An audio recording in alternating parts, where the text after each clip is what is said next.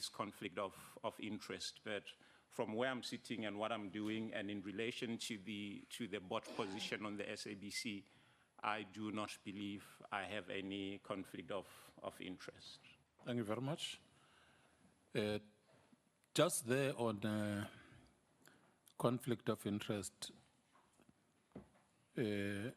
surely you took interest in the Broadcasting Act of 1999, and therefore you're familiar with the clause that deals with the conflict of interest in Section 17. Are you able to share with us your knowledge on that clause? And maybe if you note the questions, if you're able to note the questions for us. But secondly, because coming to the interview like this one, you definitely had to go through the Broadcasting Act and knowledge about the processes that were busy with leading to the amending the bill itself.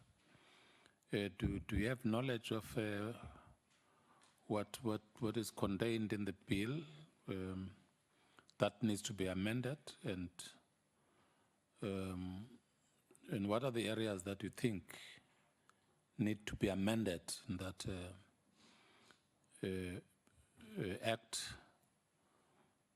so that when we finalize it, we take on board the issues that issues of your interest in that act that need to be amended. So it's simple two questions on the disclosure, but also on the amendment bill process. Thank you.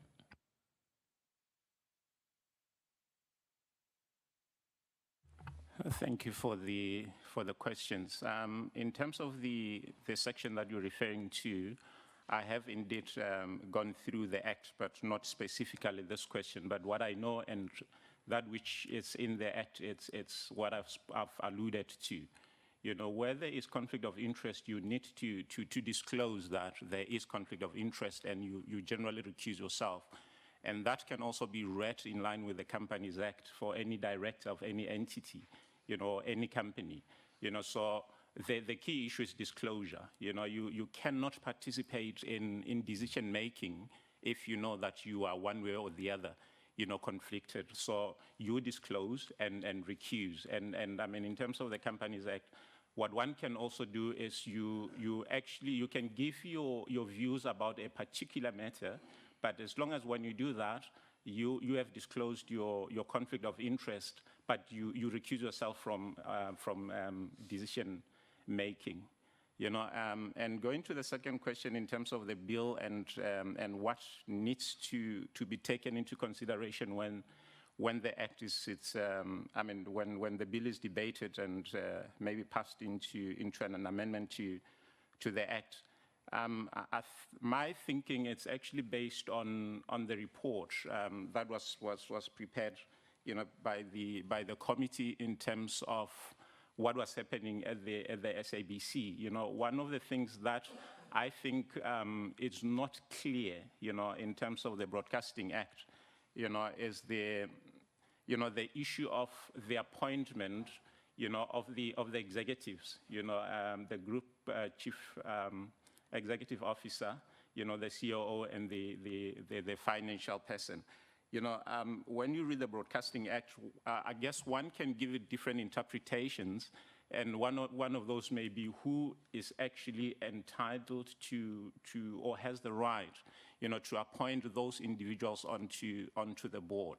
You know, so I think it needs to be clear. And if I were to suggest one of the things that can be taken into account is that, you know, the Broadcasting Act is very clear in terms of, you know, the board in principle being responsible, you know, for the affairs of the SABC. So if I was to give an interpretation now, I would say, you know, an interpretation will be to read that to mean the board is actually responsible for making the appointments.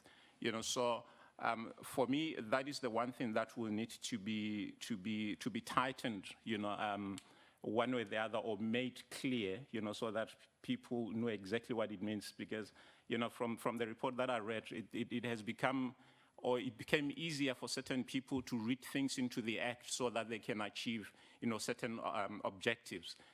But if something is clear in the act, I think that that will go a long way in helping. And the other thing that I think needs to be considered, and I'm not too sure whether, it can be done, in the amendment, but maybe it can be considered. It's how the SABC is actually being, financed, because that is a critical issue. From what I've seen and what I've read, the SABC relies mainly on advertising, for its revenue, the license fees, Thank you. Thanks. Members, going to start with Honorable Kalako. Thank you, Chair. Mine is just straightforward, Mr. Phalane. To me, just to mention, as you have already mentioned, the Broadcasting Act, which forms part of legislative and governance framework. What are others? Just mention them. And then two, there are basic documents which define and guide the relationship between the board, the minister. What are those basic documents? Three, there is also some other documents which deal with internal governance. Again, those are between the shareholder plus the board plus the executive. Fourth question, lastly, what are the various codes of government which actually also contribute towards assisting in making sure that there's a smooth running of the broadcaster, and how do they relate? Just mention them and then how do they relate to those you remember? I'm hoping I understood your questions, but in terms of the documents that somehow, direct how things are supposed to be done, at the SABC, for the SABC, in terms of the Broadcasting Act, the Act itself, it's a document that regulates, it deals with the issue of governance. And then in terms of governance, in the structure, you will have a shareholder, and that shareholder, it's the government being represented by the Minister of Communications, and in that relationship, you've got the Act, and then you also have the Memorandum of Incorporation, which deals mainly with shareholding issues, and then in that relationship, in terms of the Broadcasting Act as it is, you've got the board, and what is supposed to be happening in relation to the board is that, the executives are reporting to the board. So it's more an administrative or an operational function, and that is the way it is framed in the Act. So in terms of the relationship, there will be an internal policy, that deals with policy issues at the SABC to make sure that the SABC gets to comply or meet its mandate. So those are for me the key frameworks or documents. And you also have the Public Finance Management Act, that deals mainly with, because governance there relates to finances, in terms of how decisions are made insofar as, for example, procurement, or entering into contracts, and within the SABC itself, there will be a framework, that talks to procurement, and that is a document that should, be followed, for example, when it comes to anything to do with procurement. Thank you very much, Honorable Van Dam. Thank you, Chairperson. Thank you for availing yourself, Mr. Phalane. I'm very impressed by your CV. You are well qualified. My only concern is that you don't really have any broadcasting experience. So which leads me to the question of why the SABC board. Now, I know you've said, you're tired of kind of standing by on the sidelines. You can see things are going wrong and you want to contribute. So if we do appoint you to the SABC board, at the end of your term, what is one thing that you want to look back at and say, I did well in contributing to this, and it was because of my efforts, I as Jack Phalane, that X happened. So what one thing would you want to contribute to improve the SABC? The one thing for me will be to make people actually love the SABC. And when I say loving the SABC, it would mean, people will actually be proud, to be associated with the SABC. And that is part of what one can do, especially at a board level, because at that level, you're supposed to be driving strategy, and driving strategy, exciting things are happening in the years that we're living in. Technology is changing all the time. So one of the things that I will be thinking about to make people love the SABC will be, how do we steer, those who are operationally involved to make sure that the SABC becomes that, exciting entity where people want to, to be associated with the SABC. And loving the SABC for me and the contribution that one can make, it actually relates to correcting what seemed to have been the problem throughout, and that is mainly the issue of governance, because the act is there, things that are supposed to be done are there, and I think as a board member, one is not necessarily supposed to be operationally involved, and tying it back to my experience or not having broadcasting experience, one thing I do have as a skill is the ability to reach a piece of legislation and understand, and at a board level, I think, you require people with different skills. Corporate governance, I understand and I respect, corporate governance. And I think if I can steer the SABC and the board, to actually push corporate governance in ensuring that people do things that they're supposed to be doing, that for me will do.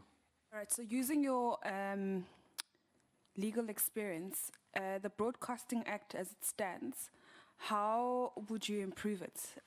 You don't have to give me a long answer, just give me a short answer. Where in the Broadcasting Act would you make changes to improve what's being done at the SABC? My improvement will not necessarily be in the act itself. I've already spoken about some of the things that I think can be. My question's about the act. How would you improve the Broadcasting Act? I will probably just have a provision that is very specific in terms of compliance.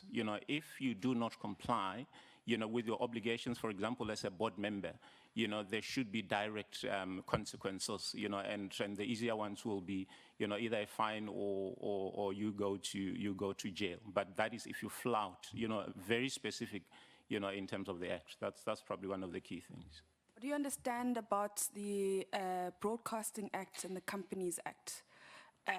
Do you think one trumps the other, or what are your views on both those acts in application to the SABC? I think the acts need to be read together. It's only where there is conflict where you have to decide which one will prevail. So if the Broadcasting Act is very specific, for example, in terms of certain things, for example, the appointment and removal of board members, that provision is very specific. So in my view, that will be the prevailing provision, as opposed to the Companies Act where, a shareholder can remove a board member. But the best thing will be to actually reconcile. If it needs to be reconciled, the two acts need to be reconciled. That can be done. But I do not necessarily think it's necessary. It may just be an issue of clarifying, what is intended with the removal in terms of the Broadcasting Act. And then, are you a director of a company called African Crest Resources? Yes, I am. And what business is that company engaged in? It's just an investment holding company, but it's not operational. Who were the other last question, Chair, sorry, one last one. Time is up. Last one. Okay. Who One were the second. other directors of African Crest Resources? There's Zoli Lemagugu, there's Pumla, Lohaba, and Dumiso. Okay. It's now Honorable Loz and Honorable Madisha. No, I take one. Honorable Loz. You know, there'll always be one here. Now, the thing we need you to speak of is to convince us that you understand the broadcasting sector and its challenges. So I'm going to pose the question this way. In the age of the fourth industrial revolution, what are the challenges that the broadcasting industry faces? Question one.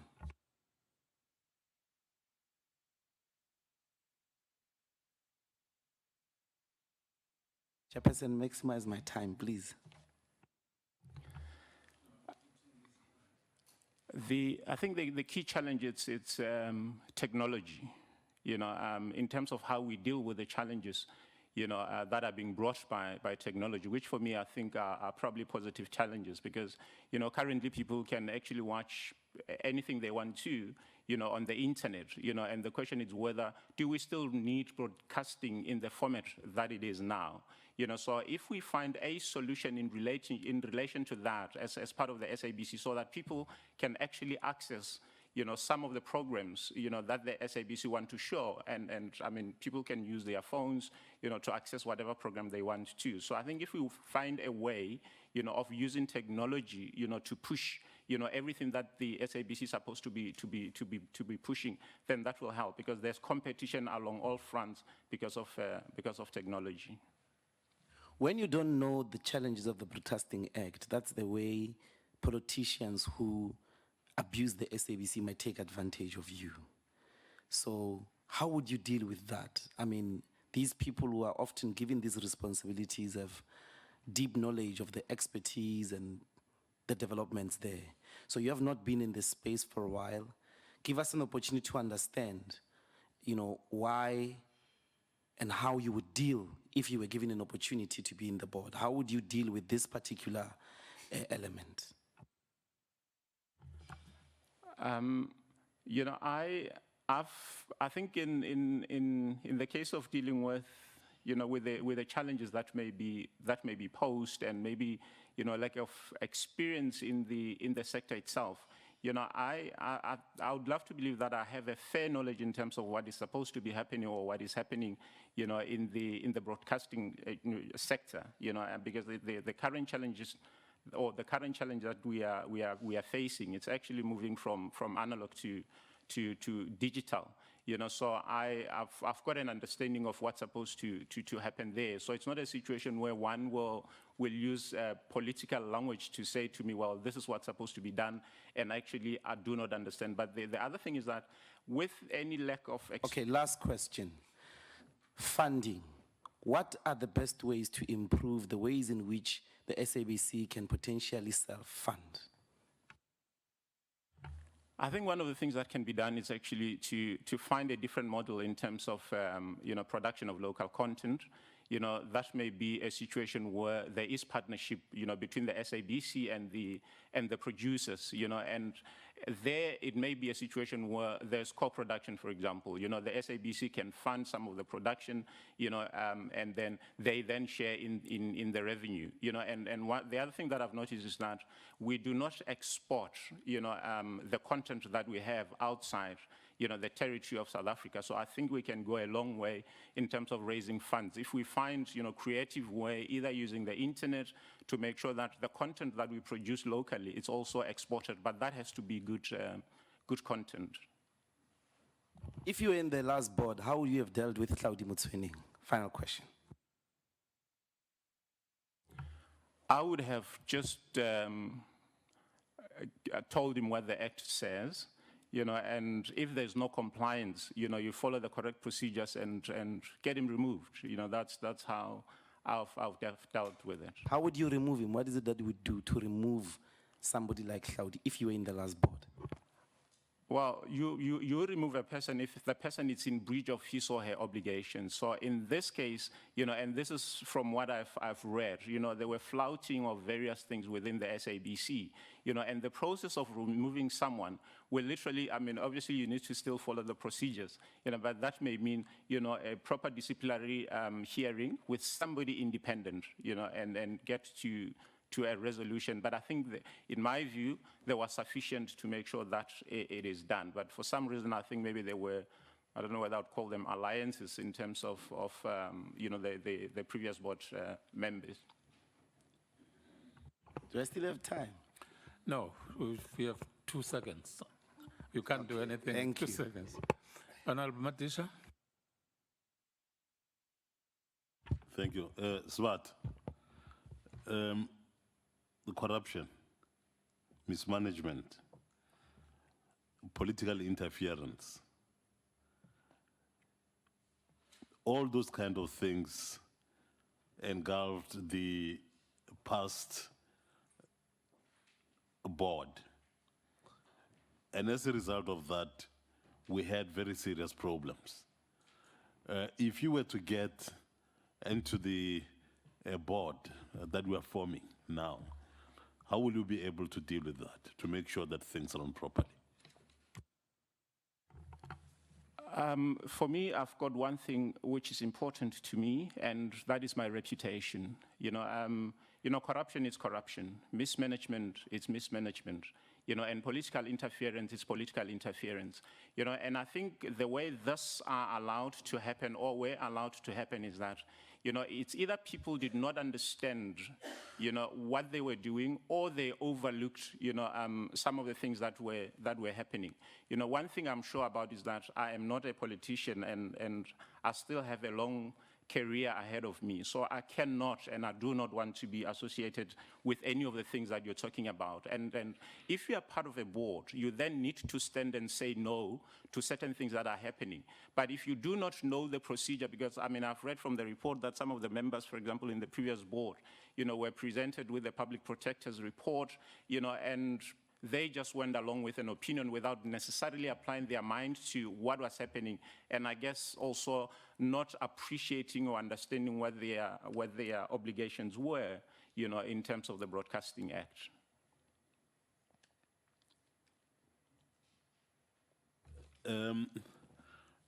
What experience, expertise, and other attributes do you believe make you a suitable candidate to be considered for appointment to this board?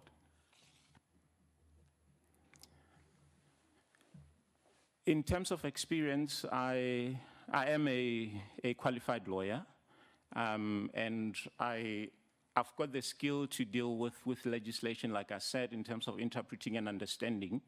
And my experience also includes, being a board member, and I understand what it means in terms of governance, and if I use those, then I should be able to deal with challenges that the SABC finds itself in or may find itself in, because if you do not understand your rights and your obligations, as a member of any board, then, you're likely to go with everything. But corporate governance, for me, is key in everything that the SABC does. Thank you. The workers at the moment at the SABC have been struggling for a very, very long time, in terms of the salaries, bullying by the management, and a whole lot of things. What is it that you are prepared to do, or you could be able to do if you were to be appointed? The SABC cannot in any way survive and or succeed without a buy-in from the workers. So in my view, there will have to be engagement and there will have to be buy-in, from the workers, because those are the people who will drive the organization. So what I will probably do will be to engage them and also make them to realize that they are stakeholders or they are partners in making the SABC succeed. Because if they do not contribute towards the success of the SABC, then they will be failing themselves. So I think it's engagement and making them realize that they are also part of the solution. Of course. Thank you very much.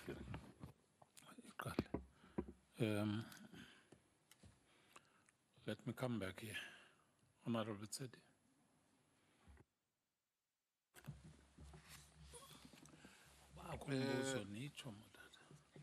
Mr. Phalane, the chairperson has given us 5 minutes. You take 4 minutes. Then I'll only take a minute. One question. There is a debate going on which suggests that the executive, the role and powers of the executive directors in the board need to be reviewed. What's your take on that? Will it be a wise thing to do? And why?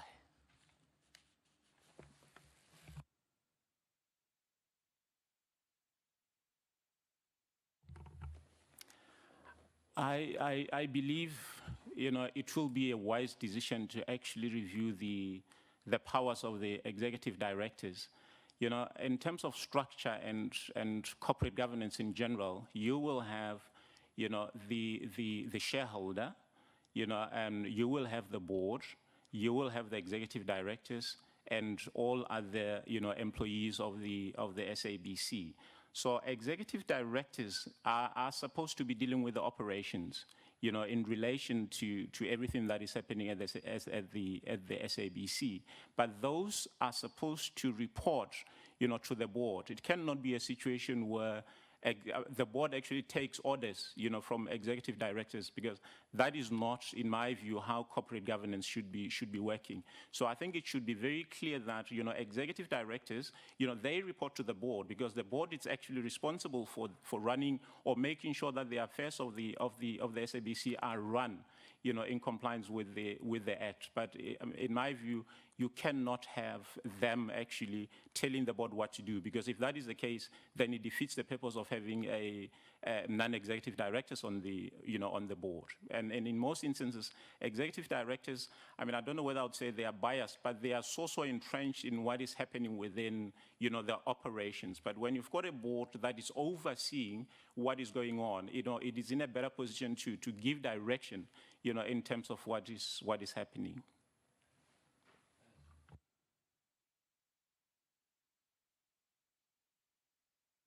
Okay, Honorable Dolashe. Chairperson, thank you very much. Good evening, sir. As you understand that there was a decision was taken for the first board to be dissolved, and there was a process of an ad hoc committee that brought an interim board. That everybody in South Africa is happy with the progress that the interim board has made. I would want to hear from yourself, sir, what would be your attitude if you can be appointed as a board member? What is your attitude on the work that has already been done by the interim board? Secondly, if the instruction is coming direct from the minister. And lastly, if you can talk to the digital migration and post-digital migration. Thank you.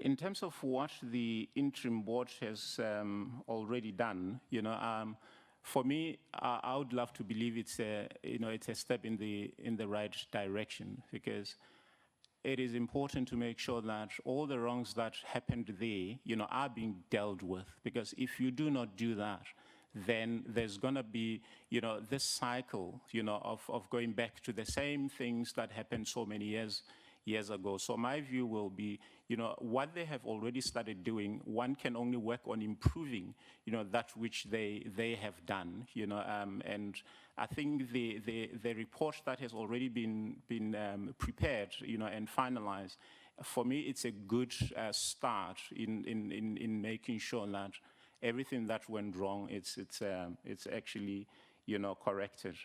And on the issue of digital migration, I would love to believe that I would use the word unfortunate that we are not there yet, because, technology is changing and it's changing very fast.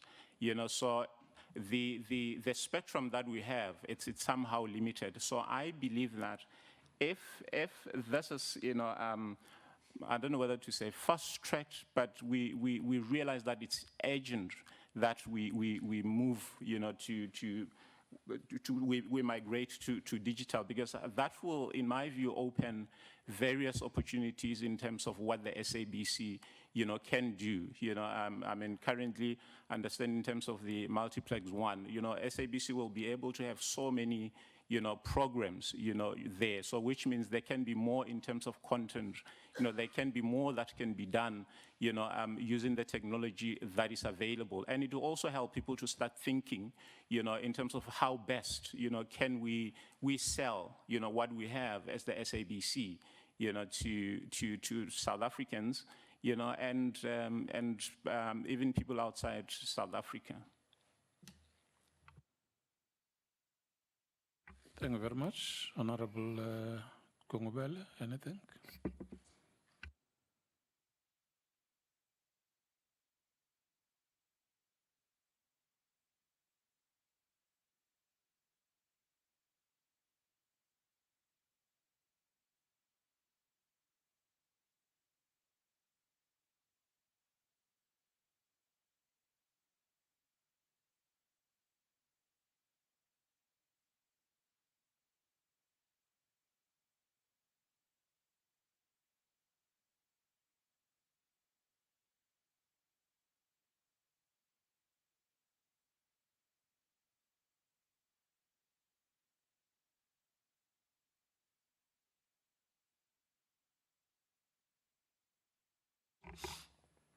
If you can share with us your knowledge of the governance imperative as they find expression in the board charter,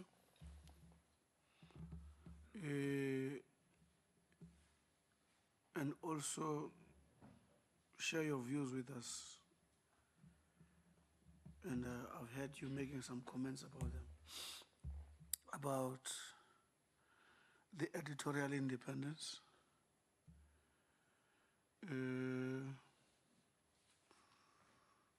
What would be your view if the governing party comes to SABC and say, this is what we want reported, taking into account the shareholder would have been a minister from a governing party? If you can discuss editorial independence in that context. Thank you, sir.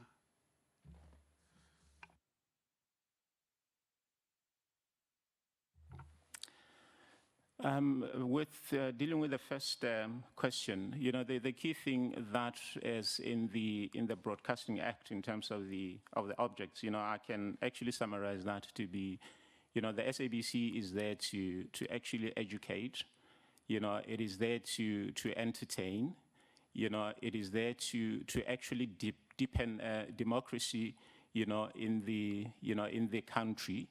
It is there to promote, the different languages that we speak, in the country. So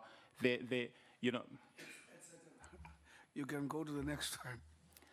And then one of the things linked to those, it's editorial, independence. I firmly believe that the only way we can deepen the democracy we're talking about, is to have editorial independence, and you cannot, in my view, have a situation where, the broadcaster is being told, by a political party what needs to be done. What needs to be done should be that which is contained in the legislation that we have. But, editors should be free to, for example, report on what is happening, in the country, because that is one way, of deepening the democracy, because they will be sharing everything that is happening in the... What is the act saying? What are the written documents saying about that? Well, More, not your view. What do you know them to be saying? one of the things that the Act and related documents are talking about is that, in terms of editorial independence, there is report, or checking with the COO insofar as editorial, issues are concerned. It's not a situation where, the editors, are free to do what needs to be done, on their own. So they always need to be checking, or getting permission from the COO to be, reporting on certain issues, and I think that is what has created some of the problems that we are having. There's another question. I was saying governance imperative, as they find expression in the board charter.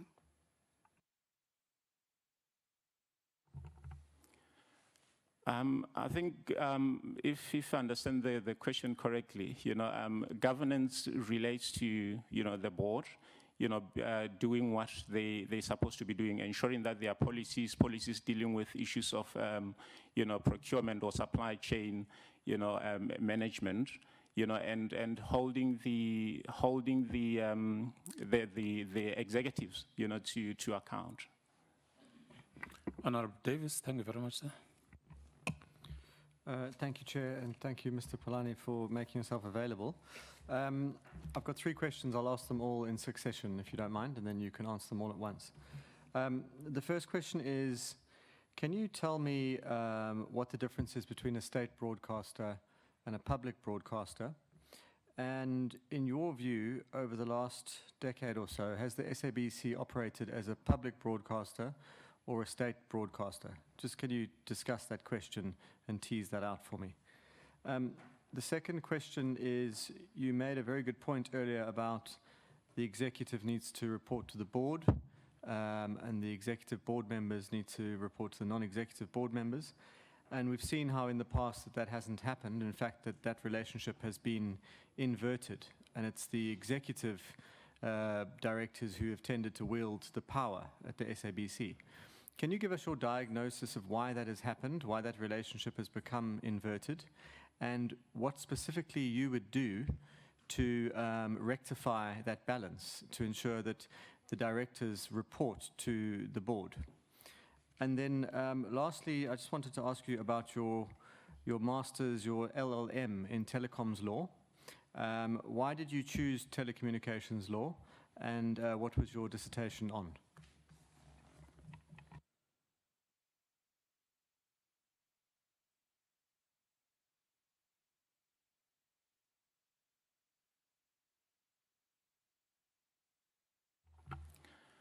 On the first question, state broadcaster versus public broadcaster, I think my simple distinction or definition will be, a public broadcaster, it's actually supposed to be, broadcasting for the public, and doing everything that is there to enhance or assist, the public in light of the objectives that I've alluded to previously. Whereas if you've got a state broadcaster, I think it's there to serve the interest of the state, and the state obviously will in most instances be, whoever is in charge of the state, at the time. So I would then think that the SABC has for a while been more of a state broadcaster as opposed to a public broadcaster, and this view, it's based on what has been happening. For example, if you think of editorial independence that I was talking about, and some of the people that were fired at the SABC, it would seem like those people were fired because they were not doing what they were expected to be doing, by the state. And I think if that is the case, it will be very difficult actually to get to meet the objectives, of the Broadcasting Act. And in terms of what I would do, in terms of the relationship, between the executive directors and the board, for me, I think it's actually doing what the Act says should be done. And that will mean saying, prescribing or making it clear to the executives that they do account to, to the board. And if you do not do that, like I was saying, there are procedures that one will have to follow, because then it becomes a violation of the statute. Because if your responsibility is to hold them to account and you do not do that, you yourself are then, as a board member, violating, the prescripts, in the Broadcasting Act, because you are an accounting, authority. So for me, will be to literally say, well, this is what needs to be done, and this is how it's supposed to be done, because that is what legislation, provides for. And then in terms of my interest in telecommunications, I think one of my lecturers at the time, made telecommunications to sound, so interesting. But the other thing that I also had developed an interest in at the time was that, telecommunications and technology, and for me it was, well, there is so much, that can be done, in light of changing technology, because the way we use technology will go a long way in actually assisting us in some of the challenges that we are facing. So there's so much that one can do, depending on how you use technology, and my dissertation, at the time was mainly, talking about, the SABC, itself being sort of the only broadcaster, and it was more the mouthpiece of the government at the time. So it was looking at the history and how the SABC has been, run, and I think my conclusion at the time was that it was more of a stage, broadcaster, the way it was, but that's the way I guess it was set up, at the time. It was just reflecting that which the powers that be at the time, wanted it to broadcast on. Thank you very much. Any questions to the members? Other members?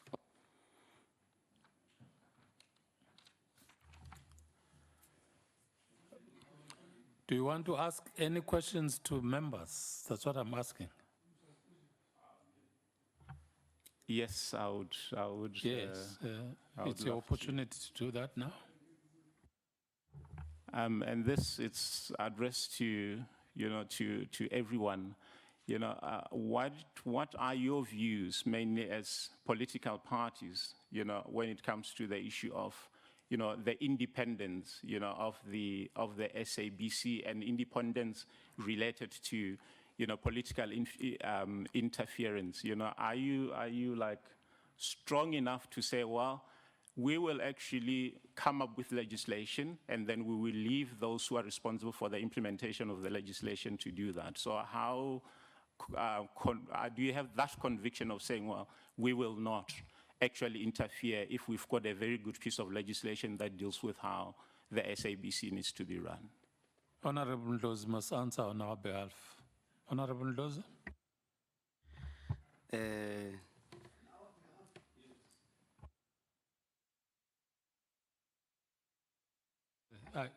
I gave you an opportunity to answer. Thank you, Chairperson. Well, there are contesting chairpersons. Look, actually the framework at the moment is perfect. What is imperfect are people who do not follow the law. The public broadcaster and our act are in a very proper position because they come out of a bad experience of the apartheid propaganda machinery and mechanisms it used to control and abuse the SABC. But the problems we have are board members and politicians in the executive. Mostly it's not members of parliament, it's people who have access to the board and board members and executive individuals who have been abusing the process. So the weaknesses are not in the law. They're in the conduct of those who choose to ignore the law and as a result don't want consequences. Okay. That's our view. Speaking on behalf of us. Thank you very much, Mr. Phalane, for your contribution to the process. If you are living tonight, go well, but if you are sleeping, have a very good night. Chairperson, I did have a follow-up. Thank you. One. No, we are Okay. done now. Thank you very much. Can we have the last person? Remember, we have, it's already 9:30, 8:20. Thank you, sir.